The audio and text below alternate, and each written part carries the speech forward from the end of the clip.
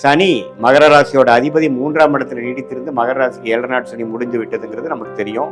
மாணவர்களா இருந்தாலும் சரி, மாணவர்கள் சிரத்தையா இல்லாத மாணவர்கள் இப்ப சிரத்தையா பொறுப்பா நடந்துப்பாங்க.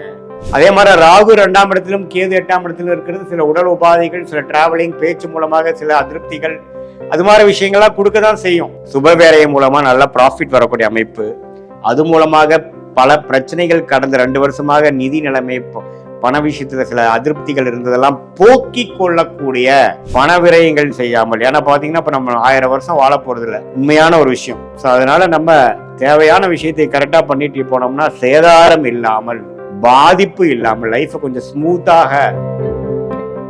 இந்த வீடியோல நம்ம என்ன பார்க்க போறோம்னா, மகர ராசிக்காரர்களுக்கு 2026 ஜூலை மாதம் எத்தகைய ஒரு பலாபலன்கள் நிறைந்த ஒரு மாதமாக இருக்க போகிறதுங்கிறத சயின்டிபிக் வேதிக் அஸ்ட்ராலஜி முறையில, அறிவியல் சார்ந்த இந்திய வேத ஜோதிட முறையில எதையும் மிகைப்படுத்தாமல், பரிகாரங்கள் அது மாதிரி நம்ம மூட நம்பிக்கைலாம் போகாமல் உள்ளது உள்ளவாறு அடுத்த வரக்கூடிய காலங்கள் எப்படி மகர ராசிக்காரர்கள் இருக்க போகிறது அப்படிங்கிறத துல்லியமாக மிகைப்படுத்தாமல், அந்த ஒளி தத்துவம் எப்படி செயல்படுகிறது, நம்ம கர்ம வினை எப்படி அந்தந்த நேரத்துல நம்ம கண் முன்னாடி சாதகமான சம்பவங்களாகவும் சாதகமற்ற சம்பவங்களாகவும் எப்படி உருவெடுக்க போகிறது, எந்த மாதிரி ஒரு டைம் லைன்ஸ் இருக்கு அப்படிங்கிறத நாம மகர ராசிக்காரர்களுக்கு இந்த வீடியோல துல்லியமா பார்க்க போறோம்.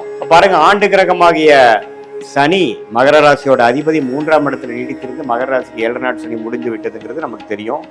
3ஆம் இடத்திலேயே இருக்கிறார்.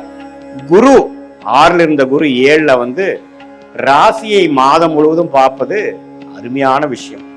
ஸோ குரு உச்ச குருவாக 7ஆம் இடத்துல வருவது மகர ராசிக்கு 12 வருஷத்துக்கு ஒரு தடவை வரக்கூடிய அமைப்பு. அருமையான ஒரு கிளாரிட்டியை கொடுக்கக்கூடியது.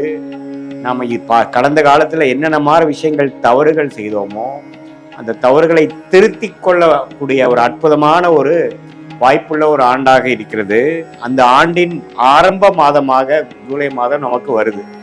அப்படிங்கிறப்போ நல்லாவே நம்மளுடைய வாழ்க்கையை திருத்திக் கொள்வது, வாழ்க்கை செயல்பாடுகளை மேம்படுத்திக் கொள்வது, மாணவர்களா இருந்தாலும் சரி, மாணவர்கள் சிரத்தையா இல்லாத மாணவர்கள் இப்ப சிரத்தையா பொறுப்பா நடந்துப்பாங்க. அம்மா அப்பா சொன்னா கேட்காம எதிர்பேச்சு பேசிட்டு இருக்கிறவங்க இப்ப கொஞ்சம் தன்மை ஆவாங்க, படிப்புல கொஞ்சம் அக்கறை ஆவாங்க, பொறுப்பு வரும் என்று சொல்லுவோம் இல்லைங்களா. அந்த பொறுப்புக்கு வரக்கூடிய ஒரு அமைப்பு தான் இந்த உச்சகுருவின் பார்வை. சந்திரன் என்று சொல்லப்படுகிற மனசை குறிக்கக்கூடிய விஷயத்தை பார்க்கறதுனால மனசு கொஞ்சம் ஓரளவுக்கு சோம்பேறித்தனம், வாழ்க்கையில உருப்படுறதுக்கு என்னென்ன விஷயங்கள் தேவையில்லையோ அதையெல்லாம் விடுவதற்கு ஒரு ஆரம்ப கட்ட மாதமாக அமைகிறது மகர ராசிக்காரர்களுக்கு இந்த விஷயம். அதே மாதிரி ராகு 2ஆம் இடத்திலும் கேது 8ஆம் இடத்திலும் இருக்கிறது சில உடல் உபாதைகள், சில டிராவலிங், பேச்சு மூலமாக சில அதிருப்திகள், அது மாதிரி விஷயங்கள்லாம் கொடுக்கதான் செய்யும். ஆனா இருந்தாலும் குருவின் பார்வை ராசி அதிபதி விழுகுது பார்த்தீங்களா. ராசியும் பார்க்குது, ராசி அதிபதியும் பார்க்கறது அற்புதம். ஸோ மகர ராசிக்காரங்களுக்கு பார்த்தீங்கன்னா நல்லா கடந்த 3 வருஷமா கம்பேர் பண்றப்போ இப்போ நடக்கக்கூடிய அமைப்பு சில பாசிட்டிவா பண்ணி முடிச்சிடலாம். அதுக்கு ஆரம்ப கட்டமா ஃபவுண்டேஷனை கொடுக்கக்கூடிய மாதமாக ஜூலை மாதம் அமையுதுங்கிறத நீங்க புரிஞ்சு கொள்ள வேண்டும். மாத கிரகம் எப்படி இருக்குன்னா, சுக்கிரன் பார்த்தீங்கன்னா 8ல இருக்கார், குருவோட சூரியனும் சேருகிறார். ஸோ சூரியனும் குருவோட சேர்றது, அட்டமாதிபதி 7ஆம் இடத்துக்கு குருவோட சேரும் பொழுது சில எதிர்பாராத சில பெனிஃபிட்ஸ், சில நண்பர்கள் விஷயத்துல கொஞ்சம் கேர்ஃபுல்லா இருக்கிறது, ஒரு கலப்பு திருமணம் நடக்கிறது, அது மாதிரி விஷயங்கள்லாம் டக்குன்னு நடந்துடும். அதே மாதிரி செவ்வாய் 4ஆம் 5ஆம் இடத்திலே நீடித்திருக்கிறார். ஸோ குழந்தைகள் விஷயத்துல கொஞ்சம் கேர்ஃபுல்லா இருக்கணும், குழந்தைகளுக்கு உடல் நலத்துக்கு கொஞ்சம் பார்க்கணும், படிப்பு விஷயம், அவங்களுடைய கரியருக்கெல்லாம் நீங்க கொஞ்சம் மெனக்கெடுக்கக்கூடிய அமைப்புகள் இருக்கு.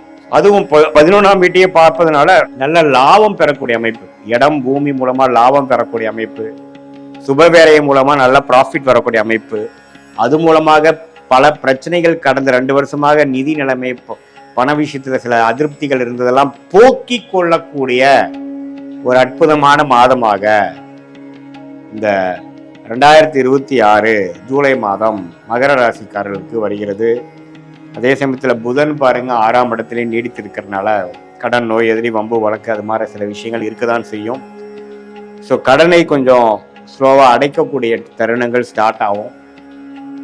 கொஞ்சம் டிராவலிங் கொடுக்கும். டெக்னிக்கல் துறையில், ஐடி துறையில், அக்கௌண்ட்ஸ் துறையில் இருக்கிறவங்களுக்குலாம் ஒரு மாதிரியான ஒரு டெவலப்மெண்ட் வரும். இது மாதிரியான விஷயங்கள்லாம் உள்ளடக்கிய ஒரு அற்புதமான ஒரு மாதமாக மகர ராசிக்காரர்களுக்கு 2026 ஜூலை மாதம் வருகிறது. ஸோ இது வந்து கோச்சார் அமைப்புல வந்து நல்ல ஒரு பெனிஃபிட்டுங்க. ராசி அதிபதியும் ராசியையும் குரு பார்க்குறார். மற்ற மாத கிரகங்களும் ஓரளவுக்கு நல்லான அமைப்புல தான் இருக்கு. ஸோ இதனால கடந்த 2 வருஷமாக நம்ம சில ஆப்பர்ச்சுனிட்டியை விட்டது, படிப்பு விஷயத்துல நம்ம சிலது கோட்டை விட்டது, காம்படிட்டிவ் எக்ஸாம்ஸ் கிளியர் பண்ண முடியாதவங்க, தொழில அடுத்த லெவல் ஆஃப் டெவலப்மெண்ட்டை நோக்கி போக முடியாதவங்க எல்லாம் வந்து இந்த தருணத்துல டக்குன்னு சில அசோசியேஷன் மூலமாக, சில அக்ரிமெண்ட் மூலமாக, சில கான்ட்ராக்ட் மூலமாக, சில தொடர்புகள் மூலமாக சில விஷயங்கள் டக்குன்னு கிளிக் ஆகி நம்ம அடுத்த லெவலுக்கு போகக்கூடிய அமைப்புகள் பரிபூர்ணமாக உண்டு அப்படிங்கிறத நம்ம தெரிஞ்சுக்கணும். இது வந்து ஒரு மாதிரி பொதுவான பலனை ஒழிய உங்களுடைய ஜென்ம ஜாதகத்துல நீங்க பிறந்த தேதி, பிறந்த நேரம், பிறந்த உரை வைத்து நீங்க ஒரு அப்பாயின்மெண்ட் ஃபிக்ஸ் பண்ணி நீங்க நம்ம கிட்ட வந்தீங்கன்னா நம்மளுடைய 18 வருஷ அனுபவத்தை யூஸ் பண்ணி சயின்டிபிக் வேதிக் அஸ்ட்ராலஜி முறையில உங்களுடைய லக்னம் என்ன, உங்க லக்னத்துல இருக்கக்கூடிய அமைப்புகள் என்ன, நீங்க வந்து மகர ராசியில அவிட்ட நட்சத்திரமா, திருவோண நட்சத்திரமா, உத்திராட நட்சத்திரமா, அதுல எது மாதிரி அமைப்புகள் கொடுக்குறாரு, என்ன தசாபுக்திகள் போயிட்டு இருக்கு, ஸ்தானபலம், திக்பலம், திருப்பலம் எப்படி இருக்கு,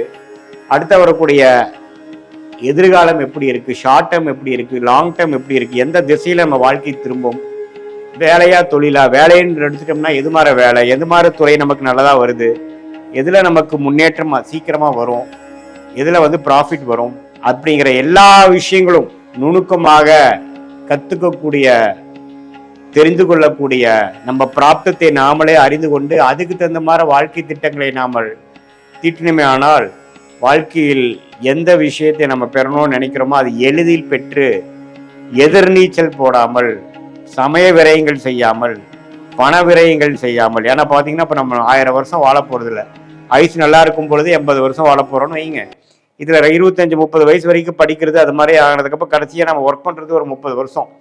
அதுல வந்து தவறுகள் மேல தவறுகள் செய்து கொண்டு நமக்கு வராத விஷயத்தை செய்து, பிராப்தம் இல்லாத விஷயத்தை செய்து நம்ம வந்து நஷ்டம் பெற்றோம்னால் ஒரு வருஷத்துக்கும் நாம ஈடுகட்டிருக்கு நம்மளுடைய வாழ்க்கையோட பல ஆண்டுகளை கொடுக்க வேண்டியதாக இருக்குங்கிறது உண்மையான ஒரு விஷயம். ஸோ அதனால நம்ம தேவையான விஷயத்தை கரெக்டா பண்ணிட்டு போனோம்னா சேதாரம் இல்லாமல், பாதிப்பு இல்லாமல் லைஃப்பை கொஞ்சம் ஸ்மூத்தாக, அதுவும் நம்மளுடைய பாஸ்ட் எப்படி இருந்ததுங்கிறது நம்ம அப்பாயின்மெண்ட்லயே பார்த்தீங்கன்னா எப்படி வந்தது, எது மாதிரி நேரத்தில் நம்ம கஷ்டப்பட்டோம், எது மாதிரி நேரத்தில் நம்ம ஜெயிக்க போறோம் அப்படிங்கிறதெல்லாம் சிங்க் பண்ணி பார்த்து நம்மள ஆல்ரெடி நம்ம எது மாதிரி விஷயத்துல போயிட்டு இருக்கு, நம்மளுடைய ப்ரெசன்ட் சினாரியோ என்ன, ஷார்ட் டேர்ம் என்ன, லாங் டேர்ம் என்ன, பர்சனல் சைடில் வந்து எப்படி இருக்க போகுது, சில விஷயங்கள், மேரேஜ் விஷயங்கள், குழந்தைகள் விஷயங்கள், படிப்பு விஷயங்கள், வேலை தொழில் விஷயங்கள், கடன் அடைக்கும் விஷயங்கள், உடல்நல கோளாறு குறையிற விஷயங்கள், தீர்க்கும் விஷயங்கள் எல்லாம் நேர காலத்தோடு எந்த மாதிரி அமைப்புல, எந்த தசா புக்தி அந்தரம் சூட்சுமத்துல